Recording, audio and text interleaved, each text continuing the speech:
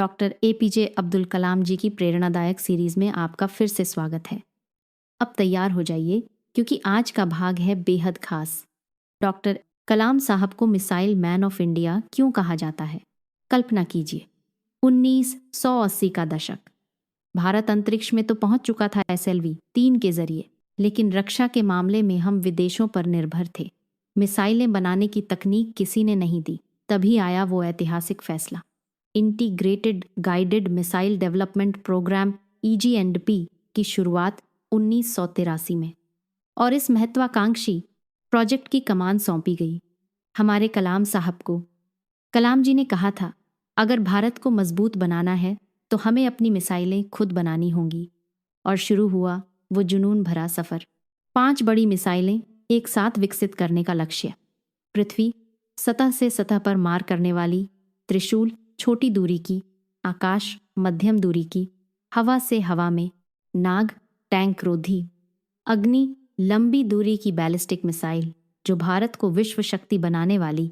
रास्ता आसान नहीं था, कई टेस्ट फेल हुए, दुनिया ने मजाक उड़ाया, लेकिन कलाम जी ने कभी हार नहीं मानी। वे रात दिन लैब में रहते, टीम को प्रेरित करते।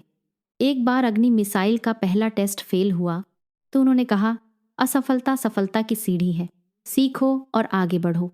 और फिर 1989 में पृथ्वी, फिर आकाश, नाग, त्रिशूल और सबसे बड़ी कामयाबी, अग्नि सीरीज की सफल लॉन्च। भारत अब मिसाइल तकनीक में आत्मनिर्भर हो गया। दुनिया हैरान रह गई, लेकिन कहानी यहीं खत्म नहीं। 98 में पोखरण 2 परमाणु परीक्षण। कलाम जी ने गुप्त रूप से पूरी योजना बनाई। मिसाइलों की डिलीवरी क्षमता के साथ भारत ने दुनिया को दिखाया, हम अब परमाणु शक्ति हैं। ये परीक्षण इतने गोपनीय थे कि अमेरिकी जासूस भी पता नहीं लगा पाए। कलाम जी की रणनीति ने इतिहास रच दिया। इसी जुनून, मेहनत और सफलता की वजह से दुनिया ने उन्हें दिया ये सम्मान, मिसाइल मैन ऑफ इंडिया।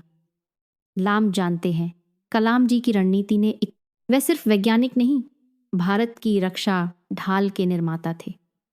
यह भाग हमें सिखाता है कि अगर सपना बड़ा हो और जुनून सच्चा हो तो कोई भी मुश्किल नामुमकिन नहीं। कलाम साहब की तरह सपने देखो और उन्हें ज़रूर साकार करो। और हाँ, अगली कहानी में हम लाएंगे कलाम जी का वैज्ञानिक से राष्ट्रपति तक का सफ़र। चैनल को लाइक, शेयर और सब्सक्राइब करना ना भूलें। कमेंट में लिखें, जय हिंद,